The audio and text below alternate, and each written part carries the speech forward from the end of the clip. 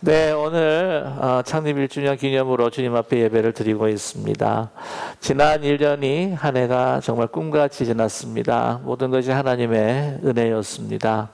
하나님께서 정말 그 산통의 그 고통과 아픔들을 통해서 새롭게 저희 교회를 세워주시고 또 하나님께서 우리를 향한 비전과 소명을 주셨습니다. 이제 하나님의 많은 축복을 받은 1년을 돌아보면서 또 우리가 하나님 앞에 영광과 찬양을 올려드릴 뿐만 아니라 이제 더 나아가서 우리는 어떻게 해야 할 것인가 창립 1주년을 맞이하면서 많이 묵상하고 생각해 보았습니다. 우리 인생 그리스도인의 삶이라고 하는 것은 옛 모습을 우리는 내려놓고 이제 새 사람을 입어서 더욱더 주님 가까이 그리스도의 장성한 분량에 이르는 것이 우리의 삶의 목표일진데, 교회도 우리 늘 옛 모습, 그 옛 교회 모습들을 다 하나하나 내려놓고 늘 새롭게 순간순간마다 매주마다 새롭게 태어나는 교회가 되어야 되지 않겠는가. 그래서 개혁되는 교회, 항상 하나님 앞에 새로워지는 교회, 초심을 잃지 않고 그 첫사랑을 계속해서 유지하며 하나님 앞에 영광 돌리는 교회가 돼야 되지 않겠느냐 하는 생각 속에서 오늘 여러분과 함께 말씀을 나누기를 원합니다. 오늘 에스겔 말씀, 특별히 새로운 성전에 대한 그 환상을 하나님께서 에스겔에게 주셨습니다. 아시겠지만 에스겔이라고 하는 선지자는 바로 환상의 선지자였습니다. 에스겔서를 보게 되면 많은 환상들이 나와 있는데, 아마 에스겔의 환상이라고 한다면 여러분 너무나 잘 아시는 마른 뼈 골짜기의 환상을 기억하실 것입니다. 마른 뼈 골짜기에 그 가득 차 있는 그러한 곳으로 하나님께서 인도하십니다. 그것은 바벨론과 전쟁을 일으키다가 완전히 몰살당한 이스라엘 군대의 그 잔해가 거기에 남아 있는 것이 아닌가. 그것은 이스라엘의 미래 암담한 그 현실을 보여주는 것이라 그렇게 생각됩니다. 그러나 하나님께서 그 모든 뼈들을 이제 하나하나 맞추십니다. 붙어서 살이 붙고 이제는 성령의 바람으로 후 부셔서 그들이 큰 군대가 됩니다. 이스라엘을 다시 회복시키겠다고 하는 희망의 메시지요, 환상이라고 하는 것이죠. 오늘도 마찬가지입니다. 완전히 무너진 예루살렘 성전을 다시 새롭게 하시겠다고 하는 새 성전에 대한 환상, 이 희망과 소망의 메시지를 이 환상과 비전을 통해서 에스겔에게 말씀해주고 있습니다. 이러한 놀라운 환상과 이 비전이라고 하는 것은 에스겔이 힘들고 고난당할 때, 가장 절망적일 때 그가 경험하고 있는 환상이라고 하는 것이죠. 결코 희망을 가질 수 없는 자신의 그 상황 속에서 하나님께서는 이 환상과 비전을 그에게 보여주십니다. BC 586년에 유다가 바벨론에서 망하고 맙니다. 그래서 에스겔도 여호와긴이라고 하는 왕과 2차 포로로 잡혀오는 그 시대 때에 바벨론으로 포로로 오게 되었습니다. 그 가운데 그는 너무나 큰 충격을 받았던 것이 무엇이냐면은 예루살렘이 함락이 되고 성전이 파괴되었다고 하는 사실에 대해서 정말 견딜 수가 없었습니다.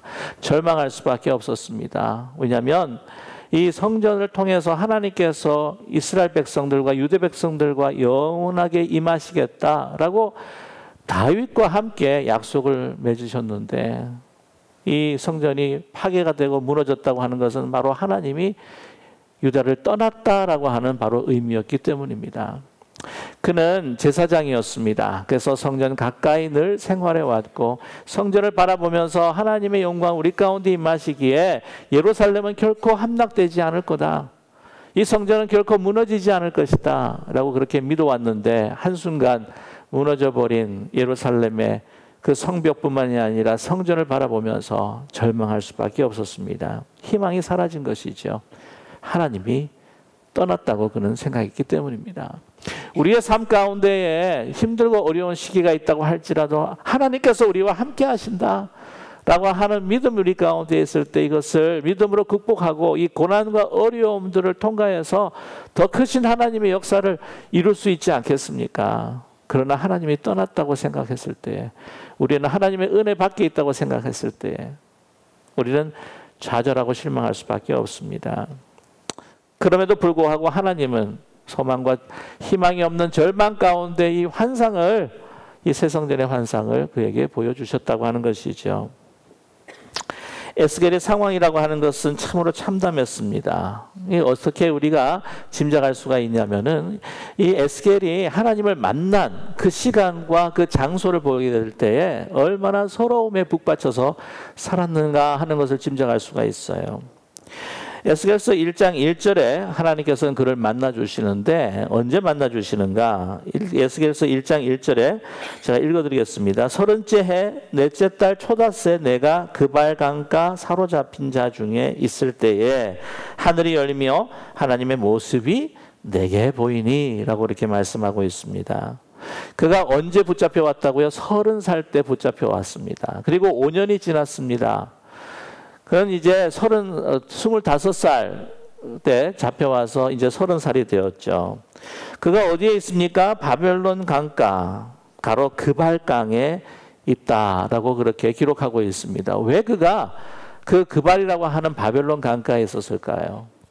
보통 그 여인들이나 또한 남자들 같은 경우에서 집안에 울 수 없을 때 밖에 나가서 특별히 이게 물 흐르는 막 소리 시냇물가에서 막 통곡하고 운다고 그런 이야기가 있잖아요. 과연 그래서 그랬을까? 근데 보게 되면 확실히 그가 통곡하며 울었다고 하는 것을 우리가 짐작할 수 있는 시편이 있습니다. 그게 뭐냐면 137편이죠. 137편 1절에 보게 되면은 그 시편 기자는 뭐라고 이야기하냐면은 우리가 바벨론의 여러 강변 거기에 앉아서 시온을 기억하며 울었도다라고 이렇게 이야기합니다. 바벨론 강가에서 울었다는 거예요. 통곡하면서 그 서러움에 북받쳐서 꺽꺽하면서 울었습니다. 왜냐하면 137편을 보게 되면은 그 서러운 장면들을 하나하나 묘사해 가면서 우리에게 알려주고 있는데 그것은 자기들을 황폐하게 한, 포로 잡아서 바벨론에 지배당하는, 자신의 지배당하는 자신들에게 뭐를 요구하느냐? 그렇게 갈 수 없는 절망 가운데 시온의 그 노래를 그리면은 가슴이 먹먹하고 가슴이 안타까워서 찢어질 것 같은데 그 노래를 부르라는 거예요. 강변에서 그 지배자들이, 바벨론의 그 사람들이 놀면서 노예와 그 포로들에게 그 시온의 노래를 불러라. 그리고 우리를 즐겁게 하여라. 그래서 뭐라고 그 시편 기자는 기도하고 있냐면은 그 바벨론 강가에서 자기의 그 타던 수금을 갖다가 버드나무 가지로 그냥 걸어버렸다는 거죠. 짐작하건대 그걸 갖다 높이 던져버린 겁니다. 다시 이렇게 리트리브할 수 없을 정도로. 뭐라고 이야기하냐면 내가 그 시온의 노래를 부르는 그 재주를 내가 잊어버렸으면 좋겠다. 그리고 내가 그 부르는 이 혀가 텅에 딱 달라붙어서 노래를 하지 못하면 좋겠다. 얼마나 북받쳤는지.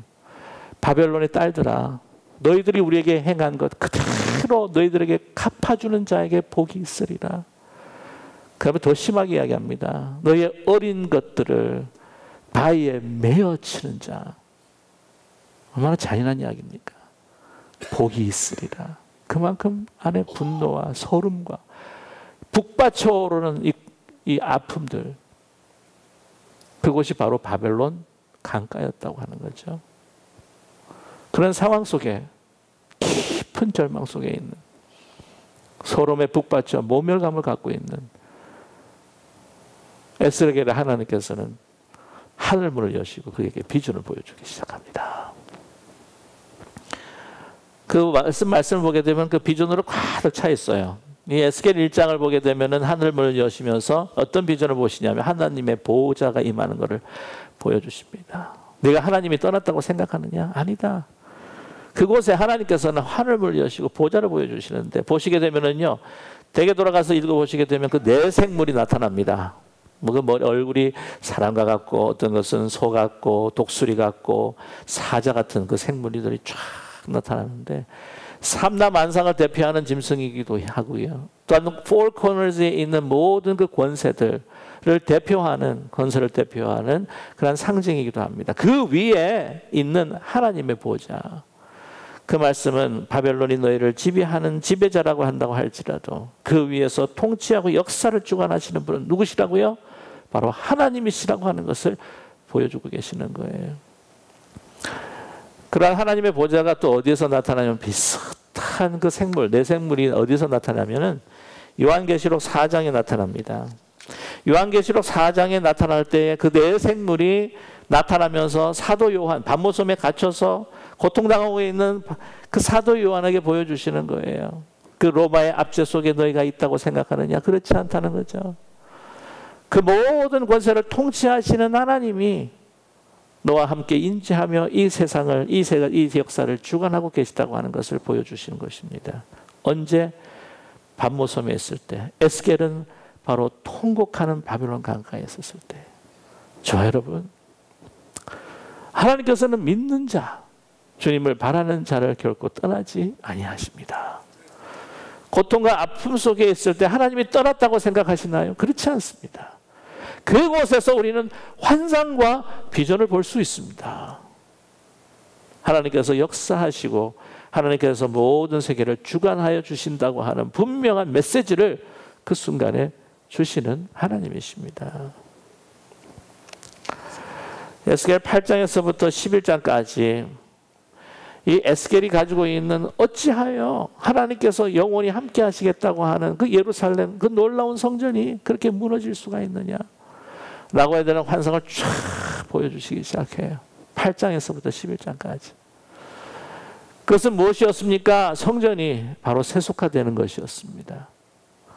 성전이 하나님 앞에 온전한 예배를 드리지 아니하고 그 주위에 있는 강대국들의 우상들을 들여오면서 그것들을 섬기면서 다른 나라와 하나님을 의지하는 것이 아니라 애굽과 다른 나라를 의지하면서 동맹을 맺어가는 그런 모습들 가운데서 하나님께서 기뻐하지 아니하시는 성전이 세속화되는 그 장면들을 쫙 하고 보여주시는 거예요. 그러면서 11장 보시게 되면 하나님의 영광이 떠났음을 알려주고 있습니다. 여러분, 우리가 눈으로 보기에 그 솔로몬 성전이라고 하는 것은 너무나 화려했어요. 그래서 외형으로 보기에는 그거 보게 되면 막 너무 화려함과 너무 이 값진 금으로 값진 보석으로 막 치장해버린 그것을 보면서 하나님의 영광처럼 생각하면서 또 하나님이 떠나지 않을 것이다. 그렇게 착각을 했던 것이죠.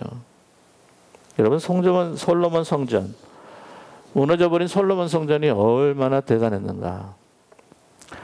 현대 건물들 가운데에서 그 사이즈로 보게 되면은 그때 당시 솔로몬 성전보다 더 큰 성전도 있었겠지만, 그러나 이 재료를 사용한 걸 보면은 아주 견줄 수가 없는 아주 화려한 성전이었습니다. 역대상 22장 10절에 보게 되면 이렇게 기록하고 있는데요. 내가 환난 중에 여호와의 성전을 위하여 금 10만 달란트와 100만 달란트와 놋과 철을 그 무게를 달 수 없을 만큼 심히 많이 준비하였고 또 제목과 돌을 준비하였으나 너는 더할 것이며 라고 하는 기록이 나와 있어요. 금을 얼마나 썼냐면 10만 달란트예요. 10만 달란트면 342만 킬로그램입니다. 100만 달란트면 3,420만 킬로그램입니다. 그 말고 동철 많은 것들을 사용을 했습니다. 금만 현 시세로 치게 되면 얼마냐면요. 놀라지 마십시오. 120조입니다. 조원. 네.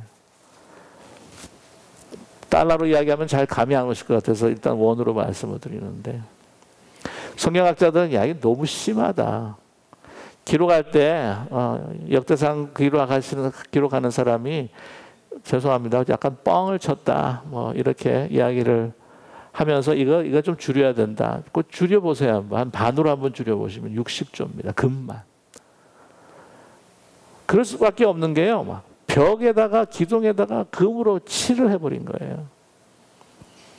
그러다 보니까 이 바벨론 사람들이 와가지고는 이 성전을 갖다가 돌 위에 돌 하나를 남기지 않고 다 쓸어버렸는데, 그 금을 뺏겨야 되니까, 그 벽에다 뺏겨야 되니까. 그리고 어떤 이야기를 들었냐면은 돌과 돌 사이에 금이 있고 그 다음에 보석이 있다고 하는 이야기를 들은 거예요. 그러니 가만 놔두겠습니까? 하나하나 돌을 쪼개는 거죠. 여러분, 이 찬란한 그 금의 영광, 그 외형적인 그 영광, 그런 하나님의 영광이 떠나면 포로의 신세가 되고 돌 위에 돌 하나 남지 않는 순식간에 폐허가 되어버리는 성전이라고 하는 사실을 에스겔은 그 환상을 통해서 그런 보게 되었습니다. 저와 여러분, 우리의 삶도 마찬가지지 않아요? 우리의 가정도 그렇고 우리 교회 공동체도 마찬가지입니다. 하나님이 축복 주시겠다고 한다면 막을 자가 없지만, 하나님의 영광이 떠나면 아무리 화려했던 것도, 아무리 풍성했던 것도 폐허로 변해버리는 것이 바로 우리의 인생이요, 우리의 공동체라고 하는 사실을 잊지 않는 우리 모두가 되기를 간절히 원합니다. 유럽 교회를 보세요. 지금은 아직도 120년이 넘게 공사하는 건축물도, 교회 건축물도 있지만은 화려한 고딕의 그 아름다운 장식들로 하는 그 모든 지금 교회들이 어떻습니까? 박물관으로 변하고, 이런 관광지로 변하고, 나중에는 술집이나 식당, 심지어는 모슬렘들이 섬기는 모스크로 변하는 현실이 아닙니까? 그 화려했던 그 서양과 유럽의 그 교회의 문화와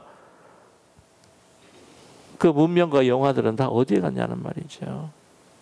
우리 북미에 있는 교회, 진정한 복음을 선포하지 못하고 복음이 변질되고 정말 세속화되는 과정 속에서 지금 너무나도 크리스찬이라고 하는 이 미국이라고 하는 국가가 이제는 도저히 크리스찬 국가라고 이야기할 수 없을 만큼 기독교인이 소수화되어가는 이 실정에 있어서, 교회가 힘들어가는 이 실정에 있어서 저와 여러분, 저런 외적인 외형적인 영광이 아니라 진정 영적인 하나님의 영광과 우리가 거룩해진 공동체를 통해서 하나님의 영광이 임하는 그런 교회가 되기를 간절히 원합니다. 그런 기쁜 우리 교회가 되기를 간절히 소망합니다. 그러면 예루살렘 성전은 완전히 이것으로 끝날 것인가? 라고 하는 마음을 에스겔은 가지고 있었겠죠. 그러나 그렇지 않습니다. 하나님께서는 예루살렘 성전, 새 성전에 대한 환상을 쫙 보여주기 시작하는데, 40장, 오늘 47장을 우리가 함께 읽었는데 본래는 40장부터 시작을 해요.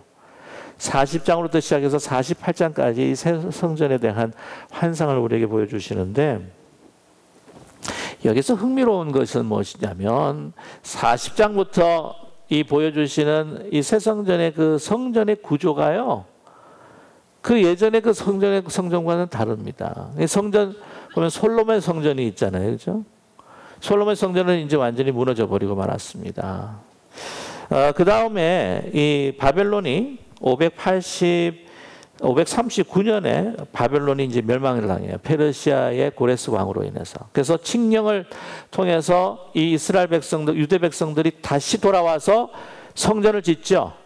그 성전을 지은 게 516년에 성전을 짓는데 그것을 제2성전이라고 해서 수르바벨 성전이라고 합니다. 근데 그 수르바벨을 도와서 이렇게 짓게 된 그 선지자 이름 여러분 잘 아시지만 에스라라고 하는 선지자가 있어요. 그리고 제3성전이 있는데 아시지만 예수님 당시 그 헤롯 대왕이 이 수르바벨 성전이 조금 해파되고 또 보수가 필요하고 또한 이 유대 사람들의 마음을 사기 위해서 증축을 시킨 그 성전이 바로 헤롯 성전입니다. 그 헤롯 성전이 3성전이라고 이렇게 이야기를 하죠. 근데 1성전 솔로몬 성전, 2성전 수르바벨 성전, 3성전 헤롯 성전과 오늘 에스겔에게 보여주시는 환상으로 보여주는 새 성전의 구조가 달라요. 이 부분에 대해서 그 유대 랍비도요, 이걸 어떻게 해석해야 되는가 굉장히 고민하고 또한 여러 갈등을 가지는 그런 환상이기도 하다고 합니다. 뭐가 다르냐면은 이 성전 뜰하게 보게 되면은 1성전, 2성전, 3성전 같은 경우에는요, 이게 다 당으로 구분이 돼 있어요. 이방인이 들어가는 뜰 아시잖아요. 여인이 들어가는 뜰, 그 다음에 유대 남자와 제사장이 들어가는 뜰이 다 따로 있어요. 그러나 새 성전에는 그 구분을 찾을 수가 없습니다. 다 한 뜰에 있는 것 같아요. 이것은 무엇을 뜻하는 것입니까? 하나님의 백성, 이방인과 여인과 남자 구분이 없다. 유대인 구분이 없다는 거죠. 이것은 바로 신약의 성전을 우리에게 미리 우리에게 말씀해 주시는 거나 마찬가지입니다. 예수 그리스도, 예배소서를 2장을 보게 되면은 예수 그 육체로 모든 담을 허무셨다는 거예요. 성전에 대한 그 이미지를 이야기하면서 예수 그리스도에서 그 육체로 모든 담을 허무셨다. 남자나 여자나 종이나 자유자나 헬라인이나 이방인이나 유대인이나 하나님 앞에 같은 백성으로 삼으시는 그 성전이 바로 우리 에스겔에 나타난 성전이기도 합니다. 에스겔 성전에는요, 다른 1, 2, 3성전에 있는 떡상이나 금촛대 분향단이 없어요. 왜 그렇습니까? 예수님 자신이 바로 하나님 앞에 드리는 우리를 위한 기도가 되시고, 하나님께서 바로 주님께서 그리스도께서 우리의 삶의 생명의 떡이 되시기 때문이죠. 에스겔 성전에서는요, 성소와 지성소를 가르는 휘장을 우리가 찾아보기가 힘듭니다. 에스겔 성전에서는 법궤를 찾아보기가 없습니다. 왜 그렇습니까? 예수님 자신이 바로 하나님의 말씀이요, 예수님 자신이 바로 그 언약궤에 들어있는 생명의 만나이기도 하기 때문입니다. 예수님의 율법을 다 이루시고 이러한 그림자와 같은 그 옛날의 그 성전들은 다 무너지고 온전히 예수 그리스도의 그 몸으로 세워진 하나님께서 약속하신 그 새 성전이 바로 우리 교회라고 하는 사실을 우리가 잊지 않는 우리 모두가 되기를 간절히 원합니다. 오늘 에스겔 성전을 보게 되면은요, 우리가 알 수 있는 건 예수 그리스도가 참 성전이라고 하는 것을 우리에게 증거하면서, 제가 늘 말씀을 드렸듯이 고린도전서 3장 16절과 17절의 말씀에 너희가 하나님의 성전인 것과 하나님의 성령이 너희 안에서 거하시는 것을 알지 못하느냐. 누구든지 하나님의 성전을 더럽히면 하나님이 그 사람을 멸하시리라. 하나님의 성전은 거룩하니 너희도 그러하니라.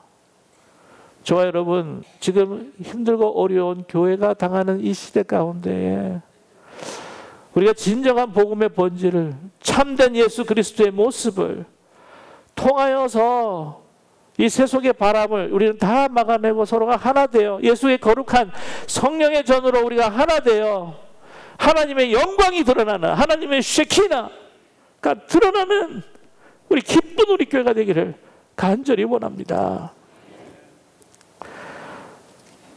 오늘 이 말씀 가운데 에스겔이 본 그 성전, 그걸 보게 되면은요, 물이 흐르기 시작합니다. 팔레스타인 지역에 있어서 이 물이라고 하는 것은 바로 생명이나 마찬가지입니다. 생명이 흐르기 시작하는 거예요. 근데 보면은 이 문지방에서부터 이렇게 조그맣게 이렇게 스며 나오는 것을 우리는 발견하게 됩니다. 이 조그맣게 흘러나오는, 스며 나오는 이렇게 쫄쫄쫄쫄 흐르는 그 물이 오늘 말씀을 보게 되면은요, 점점 깊어지고 점점 넓어지고 있는 것을 우리는 알 수가 있습니다. 오늘 그를 데려온 하나님의 사자, 그가 이제 보면은, 오늘 보면 천척이라고 이야기하는데요, 천척이라고 하는 것은 한 530m 정도가 됩니다. 530m를 이렇게 앞으로 걸어가니까 그 물이 어느 정도가 돼요? 발목에 이릅니다. 그랬더니 천척을 또 530m를 또 가니까 어디까지? 무릎까지 와요. 또 천척을 또 가니까 어디까지? 여기 허리까지. 이제 또 천척을 가니까 이제는 걸을 수도 없이 헤엄을 쳐야 하는 그런 큰 강을 이루게 된다는 것이죠. 어디서부터?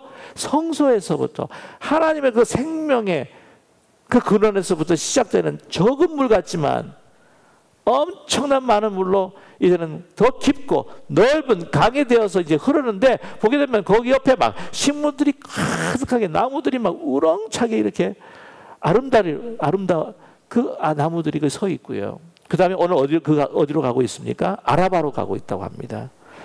여러분, 아라바는 여러분 잘 알고 있지만은 바로 사해 지역입니다. 이 사해 지역으로 이루고 있는데 10절에 나오는 말 가운데 엔게디, 에네글라임이라고 하는 도시들이 나와요. 지명이 나옵니다. 에네글라임 같은 경우에는 사해가 시작되는 첫 고을이라고 그렇게 되어 있고요. 엔게디라고 하는 것은 사회의 중간 부분에 있는데, 이제 사회라고 하는 것이 이제 거진, 사회라고 하는 그런 것들이 다 거진 끝나는 그 지역이 바로 이제 엔게디라고 그렇게 이야기를 합니다. 그곳에서 이제 이 강물이 들어가면서 그 죽었던 사회, 데드시를 살리기 시작하는데, 아시겠지만 사해를 가보신 분들은 알겠지만 이게 둥둥 떠요. 바다 염도가 3.5 정도, 5% 정도라고 한다면 사해 염도는 33%를 이야기를 합니다. 그러니까 뭐 헤엄치려고 노력하지 않아도 둥둥 뜨는데, 문제는 거기가 생명이 없습니다. 다 죽어 있는 데드시, 거기에 하나님의 성소에서 흐르는 그 물이 강을 이루어서 그곳에 생물이 살고 그곳에 고기가 살고, 오늘 12절의 말씀 보면은 강 좌우에는 각종 목을 과실나무가 자라서 그 잎이 시들지 아니하며 열매가 끊이지 아니하고 달마다 새 열매를 맺으리니 그 물이 성소를 통하여 나옵니다. 그 열매는 먹을 만하고 그 잎사귀는 약 재료가 되리라 라고 이렇게 환상으로 보여주시는데, 이게요, 어디서 또 이 환상을 하나님께서 보여주시냐면은 에스겔에 보여주신 환상을 누구에게 보여주시냐면 사도 요한에게 보여주십니다. 요한계시록 22장 1절과 2절의 말씀입니다. 또 그가 수정같이 맑은 생명수의 강을 내게 보이니 하나님과 및 어린 양의 보좌로부터 나와서 길 가운데로 흐르더라. 강 좌우에 생명나무가 있어 12가지 열매를 맺되 달마다 그 열매를 맺고 그 나무 잎사귀들은 만국을 치유하기 위하여 있더라. 요한계시록에서 보여준, 사도 요한이 보여준 그 하늘의 예루살렘 성의 그 축복과 그 성소, 또한 에스겔에 보여주신 그 환상, 새로운 성전을 내가 이루리라, 그리스도를 통해서 만드신 이 땅의 교회를 지금 우리의 눈으로 볼 수 있도록 보여주신 것이 바로 하나님이신 것을 아버지 믿는 우리 모두가 되기를 간절히 원합니다. 그 요한계시록과 에스겔에 보여주는 그 환상의 이 땅의 현실이 무엇입니까? 바로 교회라고 하는 것이. 교회에서부터 하나님의 복음이, 생명의 말씀이 폭포수처럼 그들에게 임하고 그들에게 전해지기를 간절히 소망합니다. 그래서 오늘 말씀을 보게 되면 모든 것들을 다 치유하고 치료하고 있다고 하는 사실을 우리는 기억해야 할 것입니다. 이 세상에 죽어있는 것들을 치유하는 것은 바로 성소에서 흘러나오는 생명의 물, 바로 교회에서 흘러나오는 그 복음의 말씀과 또한 그 복음의 말씀으로 채워진, 서로 섬기며 사랑하는 하나 되는 우리의 지체들이, 우리가 하나가 되어 그 나가서 이 물을 그들에게 전할 때에 이 세상은 하나님께서 원하시는 하나님의 나라로 치유되고 회복되게 될 줄로 믿습니다. 저 여러분, 이 생명의 물이요, 어디서부터 시작이 된다고요? 성소로부터, 우리 교회로부터. 그러기에 우리의 인생에 있어서 세상의 해답은, 이 세상의 진정한 희망은 어디입니까? 바로 교회입니다. 그러나 이 물을, 흘러가야 하는 물을 막아서는 안 될 것입니다. 저와 여러분의 축복으로 우리가 우리의 잔치만을 벌이면서 이 축복을 우리의 것으로만 삼아서 우리의 것으로 이 물이 고이게 될 때 그 물은 어떻게 돼요? 사회처럼 썩어질 수밖에 없어요. 여러분, 우리에게 주신 그 축복이 너무 작아요. 우리에게 베풀어 주신 하나님의 그 은사들이 너무 작아요. 그러나 작은 물처럼 졸졸졸졸 흘러내리는 문지방에서 스며 나오는 이 물이 하나님의 영광이 임하고 하나님의 생명의 물이 될 때에 이것은 큰 발목에 차고 허리에 차고 큰 강을 이루어서 온 지구를 덮는 하나님의 인정함을, 이 물이 바다를 덮은 같이 여호와를 인정하며 여호와를 사랑하며 돌아오는 많은 백성들을 세울 수 있는 우리 기쁜 우리 교회가 될 수 있기를 간절히 소망합니다. 여러분, 우리는 이 비전을 보면서 나아가기를 원합니다. 그래서 크고 넓은 강뿐만 아니라 이것이 1년뿐만이 아니라 40년, 80년, 120년, 아니 주님 돌아오실 그날까지 주의 축복의 통로가 되는, 주의 거룩한 성령의 전이 되는, 새로운 성전의 환상이 우리 교회가 되는 그런 기쁜 우리 교회가 되시기를 주님의 이름으로 간절히 축원합니다. 기도하겠습니다. 사랑의 하나님 아버지, 매일매일 폭포수처럼 우리 교회를 통해서 하나님의 축복이 세상으로 흘러가게 하여 주시옵소서. 이 세상에 가진 사람들, 배운 사람들, 능력 있는 사람들에 비하면, 또한 경제적인 코오퍼레이션과 또 여러 가지 정치적인 권력을 가진 사람들에 비하면 우리가 가지고 있는 물의 양이 너무나도 적은 것 같지만, 하나님의 영광이 임하는 이곳에서부터 흘러갈 때에 그것은 큰 강을 이루고 세상에 죽은 것들을 다시 되살리는, 이 세상을 다시 회복하는 하나님 큰 강과 바다의 물이 될 줄로 우리는 분명히 믿습니다.